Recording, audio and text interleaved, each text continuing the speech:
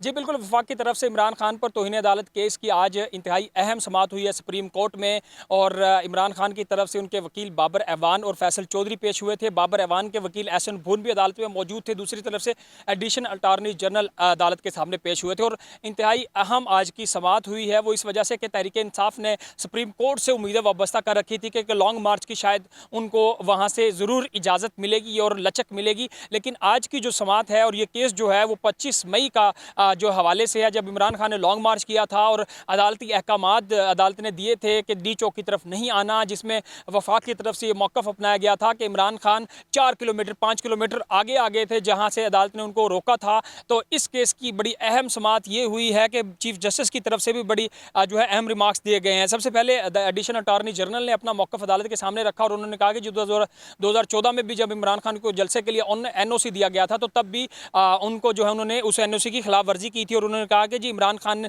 2 बार जो है अदालत के सामने गलत बयानी कर चुके हैं, उनको नोटिस भी जारी हो चुके हैं। और चीफ जस्टिस ने कहा कि ये जो मुकदमा है ये बाकी मुकदमात से मुख्तलिफ अलग हैं। तो चीफ जस्टिस ने कहा कि इमरान खान ने 25 मई को सुबह 7:30 बजे जो है डी चौक पर खिताब भी किया। और जो एहसन भून थे, जो वकील थे बाबर ऐवान के, उन्होंने कहा कि जी जो 25 मई को जो है जब इमरान खान आए थे तो वो जो अदालती अहकामात थे उसके मुताबिक रहे थे। और जो अदालती अहकामात थे, अदालत ने जो 2 हेयरिंग की थी उसमें हम क़यादत तक इस वजह से उनके अहकामात नहीं पहुंचा सके थे क्योंकि उस दिन जैमर लगे हुए थे और इर्द गिर्द इमरान खान का रश था, इस वजह से हम उनको अदालती अहकामात नहीं पहुंचा सके।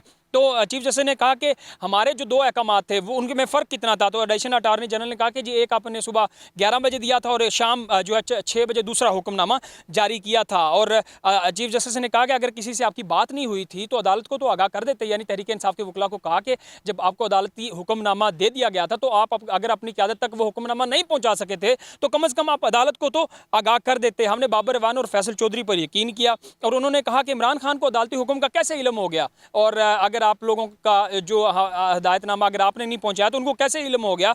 और ये यकीन दहानी उनको किसने कराई इमरान खान को क़यादत की तरफ से, और वो 4-5 किलोमीटर आगे आ गए। और फिर जो है जस्टिस एजाजुल हसन ने भी बड़ी अहम रिमार्क्स दी और उन्होंने कहा कि इमरान खान को जो हुक्मनामा दिया गया था तहरीक इंसाफ को, उन्होंने खिलाफ वर्जी की है उस हुक्मनामे की और अदालत के एतमाद को ठेस पहुंचाया है। ये बड़ा अहम रिमार्क्स था। और कहा गया था कि ये जो वकला थे तहरीक इंसाफ के, उनको चाहिए था कि वो खुद जलसा गाह में जाते जहाँ पे मार्च हो रहा था और वो जाके इमरान खान को अदालती हुक्मनामे से आगाह करते।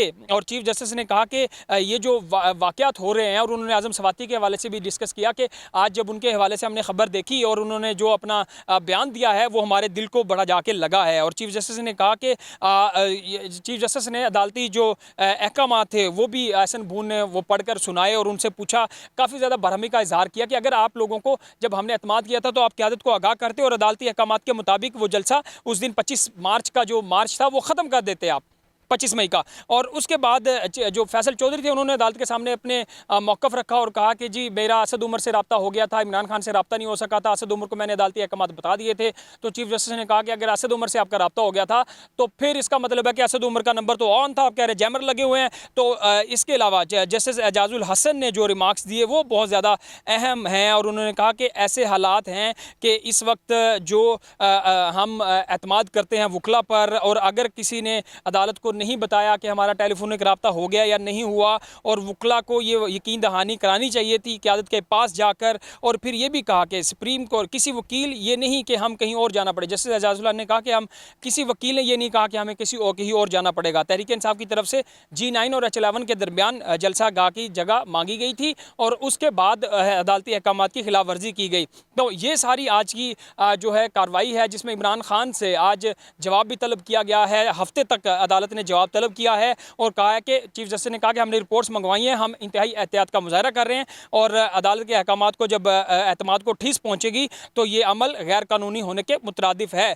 और अब मामला जो है आपको हवा में नहीं छोड़ना चाहिए था। जो सलमान अकरम राजा थे इमरान खान के वकील, उनको ये कहा, और अब आइंदा हफ्ते तक ये समाअत जो है मुलतवी कर दी गई है और इमरान खान से भी इसका जवाब तलब कर लिया गया है।